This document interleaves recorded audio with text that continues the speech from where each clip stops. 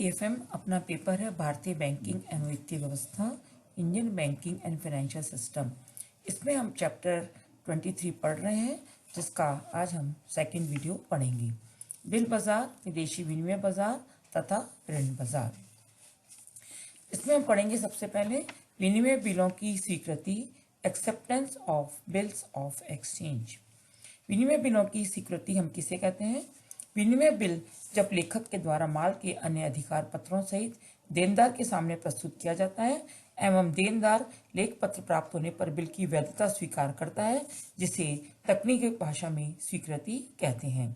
अतः बिल की स्वीकृति का आशय ये विनिमय बिल लिखे जाने के पश्चात बिल के देनदार जिसके नाम बिल लिखा गया है ड्रावी द्वारा स्वीकृत शब्द लिखकर हस्ताक्षर करने से है, अर्थात देनदार लेखक द्वारा दिए गए आदेश को पूरा करने की स्वीकृति देता है।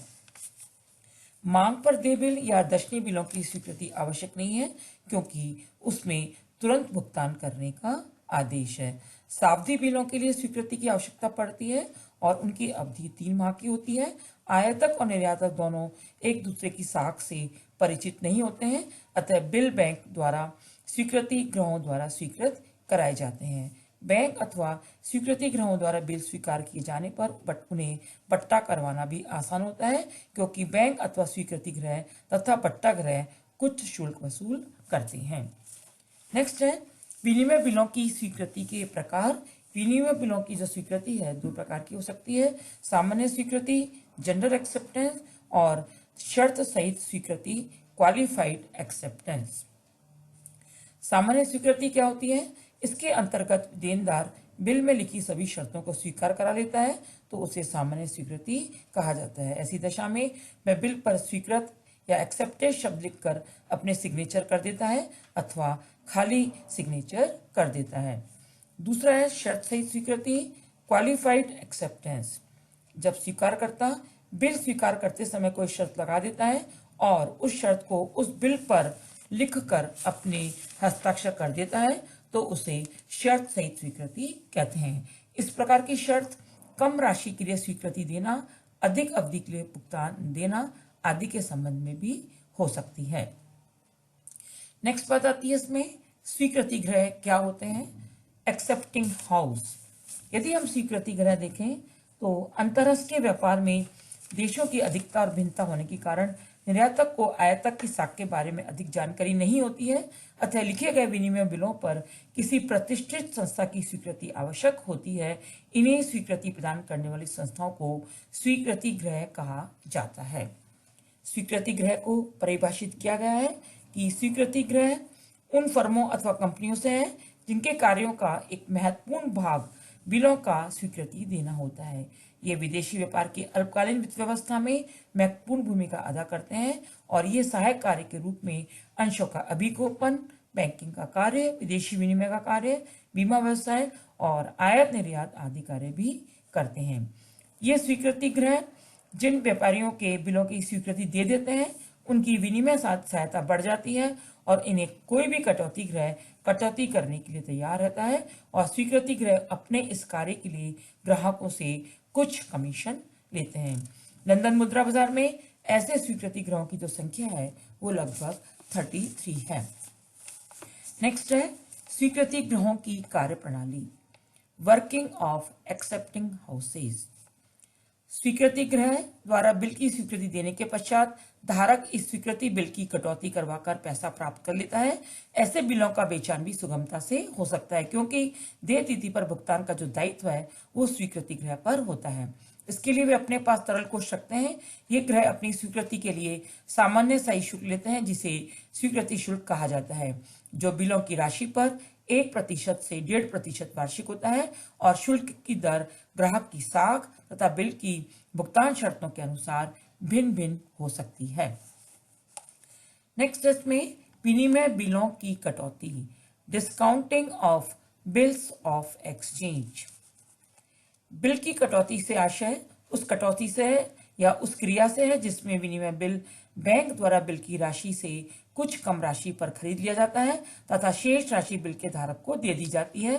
बाद में बैंक भुगतान की तिथि पर इसका पूरा भुगतान प्राप्त कर लेता है। बैंक कटौती की तारीख से भुगतान की तिथि तक की ब्याज राशि व अन्य व्यय मिलाकर रकम डिस्काउंट का निर्धारण करता है। जो ब्याज दर प्रचलन में होती है प्राय उसी के अनुसार कटौती काटी जाती है। बैंक कटौती करते समय ग्राहक की स्थिति व स्वीकृत करने वाले देनदार की साख का भी ध्यान रखते हैं। नेक्स्ट है कटौती गृह डिस्काउंटिंग हाउसेस। कटौती गृह क्या होते हैं? यदि हम इसका मीनिंग देखें तो कटौती गृह का आशय उन व्यावसायिक प्रतिष्ठानों से है जो विनिमय बिलों तथा हुंडियों की कटौती तथा पट्टा करने का कार्य करते हैं। दूसरे शब्दों में ये जो गृह है वो अल्पकालीन व्यापारिक विनिमय बिलों व हुंडियों का देय तिथि से पूर्व क्रय करते हैं और बाद में या तो बेच देते हैं या देय तिथि को ड्रावी को भुगतान के लिए प्रस्तुत कर रकम प्राप्त कर लेते हैं। इस प्रकार कटौती गृह अल्पकालीन वित्त की पूर्ति का एक महत्वपूर्ण अंग है। नेक्स्ट आता है इसमें कटौती गृह का कार्य क्षेत्र। कटौती गृह केवल लंदन मुद्रा बाजार में पाए जाते हैं। लंदन में कटौती गृहों की संख्या 11 है। उन सभी कटौती गृहों का एक संघ है जिसे लंदन कटौती गृह संघ कहते हैं। इसके अतिरिक्त कुछ प्राइवेट लिमिटेड कंपनियों के द्वारा तथा फर्में भी कटौती का व्यवसाय करती हैं और कटौती की जो गृह है वो लंदन मुद्रा बाजार की एक स्पेशलिटी है, एक अनूठी विशेषता है। नेक्स्ट आता है इसमें इन कटौती गृहों की कार्य और कार्यप्रणाली। कटौती गृहों का मुख्य जो कार्य है वो विनिमय बिलों व हुंडियों की देय तिथि से पूर्व कटौती करना है। बिल की राशि में से कटौती गृह बिल की अवधि का ब्याज और संग्रहण व्यय काटकर शेष राशि बिल कटौती करने वाले को तुरंत भुगतान कर देते हैं। कटौती गृह इस राशि की व्यवस्था व्यापारिक बैंकों से शॉर्ट नोटिस पर या मनी एट कॉल द्वारा करते हैं। ये बिलों को देय तिथि से पूर्व ही बैंक को बेच देते हैं और कार्य में ब्याज दरों व कटौती दरों में अंतर के द्वारा लाभ कमाते हैं। यदि कटौती के लिए पेश किए जाने वाले बिल स्वीकृति गृह से स्वीकृत हों तो कटौती आसानी से बिना किसी हिचकिचाहट के कर दी जाती है और यदि बिल स्वीकृति गृह से स्वीकृत नहीं हो तो लेखक व ड्रावी की प्रतिष्ठा के आधार पर की जाती है। तो ये थी कटौती गृह की कार्य और कार्यप्रणाली। नेक्स्ट, विदेशी व्यापार के वित्त पोषण में विनिमय बिलों का महत्व। Importance of bills of exchange in the financing of foreign trade. अंतर्राष्ट्रीय व्यापार में विनिमय बिल द्वारा भुगतान एक लोकप्रिय विधि है।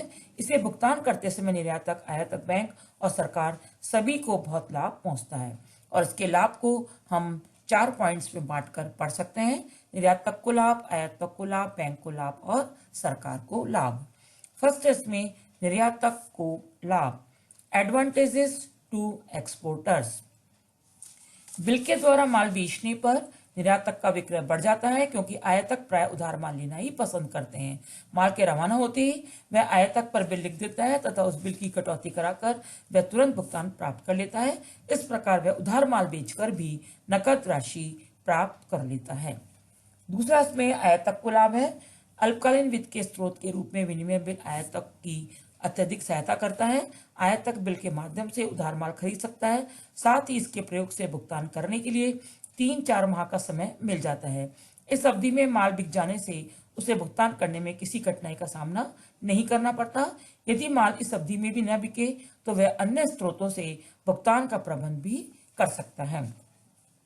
नेक्स्ट है बैंक को लाभ, एडवांटेजेस टू बैंक। बैंक विपत्रों के लेन देन में मध्यस्थ का कार्य करते हैं। उन्हें बिलों के प्रस्तुतिकरण, स्वीकृति और कटौती के लिए अपने ग्राहकों से कमीशन प्राप्त होता है जो उनका लाभ होता है। बैंक कटौती किए गए बिलों की आवश्यकता पड़ने पर केंद्रीय बैंक से पुनर्कटौती करवा सकते हैं। अतः बैंक को लाभ भी होता है और उसके कोष तरल भी रहते हैं। लास्ट जो लाभ है वो है सरकार को, एडवांटेज टू गवर्नमेंट। इस विधि से सरकार को भी लाभ होता है। इससे निर्यातों में वृद्धि होती है जिससे सरकार को अपनी भुगतान स्थिति को संतुलित करने में सुविधा रहती है। इतना ही नहीं, सरकार इस व्यवस्था के माध्यम से अधिक मात्रा में आयात कर सकने में समर्थ हो सकती है। सरकार को अवधि बिलों पर स्टाम्प कर और स्टाम्प ड्यूटी से आय भी प्राप्त होती है।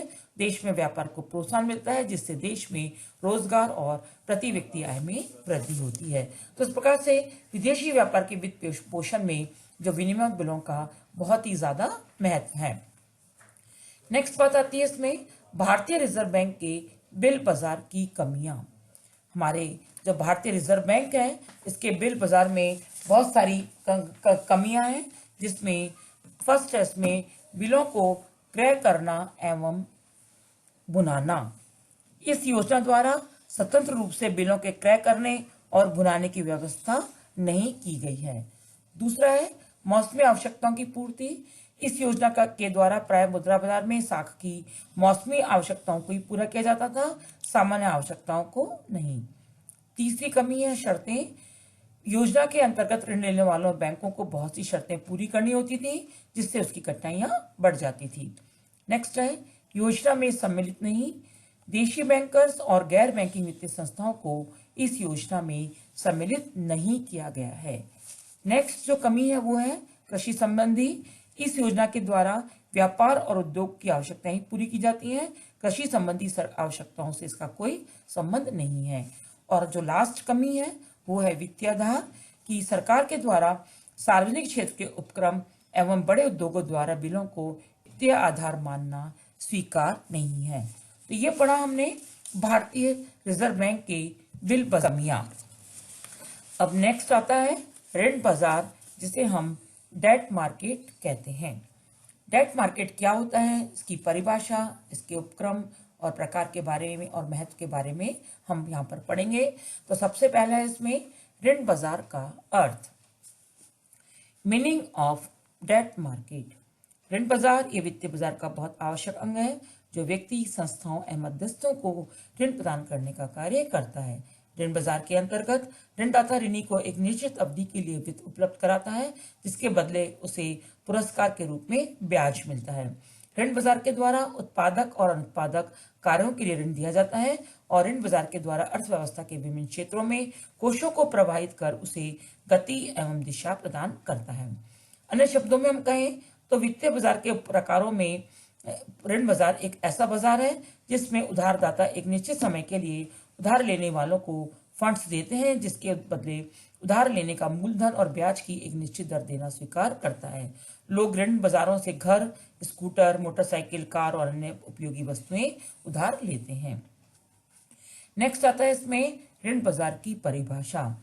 विभिन्न विद्वानों ने ऋण बाजार को अपने अपने तरीके से परिभाषित किया है और उन्होंने इसे परिभाषित करते हुए बताया है कि ऋण बाजार में धन उधार देने वालों तथा धन उधार लेने वालों के बीच संपर्क सूत्र का कार्य मध्यस्थ संस्थाओं के द्वारा किया जाता है। नेक्स्ट इसमें ऋण बाजार के उपकरण। Instruments of debt market. ऋण बाजार में वित्तीय संपत्तियां, वित्तीय उपकरण और वित्तीय प्रतिभूतियों का प्रयोग होता है। वित्तीय संपत्तियों में भुगतान संबंधी दावे, मूलधन, ब्याज और लाभांश आदि जो एक मुश्त या थोड़ी थोड़ी राशि के रूप में प्राप्त होते हैं अथवा दी जाते हैं आदि इसके अंतर्गत सम्मिलित होते हैं। ऋण बाजार में जो उपकरण हैं उनको हम देख सकते हैं कौन कौन से उपकरणों का यहाँ प्रयोग किया जाता है। खास तौर से ऋण बाजार में उपकरणों के रूप में सरकारी प्रतिभूतियां, ऋण पत्र, बीमा पत्र, औद्योगिक बॉन्ड्स, बिलों की कटौती और ट्रेजरी बिल को शामिल किया जाता है, जिन्हें हम इंस्ट्रूमेंट्स ऑफ डेट मार्केट के नाम से संबोधित करते हैं। नेक्स्ट आता है इसमें ऋण बाजार के प्रकार, टाइप्स ऑफ डेट मार्केट। ऋण बाजार के जो प्रकार हैं वो दो तरीके के होते हैं, अवधि के आधार पर और जमानत के आधार पर। अवधि के आधार पर भी दो प्रकार के ऋण बाजार होते हैं, अल्पकालीन ऋण बाजार और दीर्घकालीन ऋण बाजार। तथा जमानत के आधार पर भी दो प्रकार के बाजार होते हैं, जमानती ऋण बाजार और गैर जमानती ऋण बाजार। नेक्स्ट और लास्ट बात आती है ऋण बाजार का महत्व, इंपॉर्टेंस ऑफ डेट मार्केट। ऋण बाजार के महत्व को हम कुछ पॉइंट्स के माध्यम से देख सकते हैं, जिसमें फर्स्ट है उपभोक्ता साख की पूर्ति, supply of consumer credit. Banking संस्थाएं अपने ग्राहकों को उपभोक्ता साख उपलब्ध कर उनमें जीवन स्तर में सुधार का मार्ग प्रशस्त करती हैं तथा उपभोक्ता माल की मांग बढ़ाकर उत्पादन को भी प्रोत्साहन देती हैं। नेक्स्ट है उद्योग तथा व्यापार की वित्त व्यवस्था, finance for industries and trade. वित्तीय संस्थाओं उद्योग तथा व्यापार में उत्पादन कार्य हेतु ऋण देकर उनके विकास में भी सहयोग प्रदान करती हैं। नेक्स्ट है सरकार के लिए वित्त व्यवस्था, फाइनेंस फॉर गवर्नमेंट। ऋण बाजार सरकार के विकास कार्यों तथा आर्थिक कल्याण पर व्यय हेतु ऋण उपलब्ध करता है। केंद्र सरकार के द्वारा तथा राज्य सरकार के द्वारा निर्गमित प्रतिभूतियों को क्रय करके ऋण बाजार सहयोग प्रदान करता है। नेक्स्ट है ऋण बाजार का महत्व, जोखिम का विस्तार, स्प्रेड ऑफ रिस्क। बचतकर्ता की बचत को इस प्रकार निवेश किया जाता है ताकि उनकी जोखिम को कम किया जा सके। ऋण बाजार ऐसे क्षेत्रों में बचतों का निवेश करते हैं जहां ज्यादा लाभ अर्जन हो। नेक्स्ट है ऋणदाता एवं ऋणी के बीच संपर्क सूत्र, intermediary between lenders and debtors. ऋण बाजार का सबसे बड़ा महत्व यह है कि यह ऋणदाता और ऋणी के बीच में कड़ी का कार्य भी करता है। और जो लास्ट महत्व है वो है अर्थव्यवस्था का विकास एवं विस्तार, development and expansion of the economy. ऋण बाजार द्वारा अर्थव्यवस्था में विभिन्न क्षेत्रों के विकास और विस्तार के लिए ऋण उपलब्ध करवाते हैं। इस प्रकार से जो ऋण बाजार है वो अर्थव्यवस्था के विकास में अपनी बहुत ही महत्वपूर्ण भूमिका अदा करते हैं।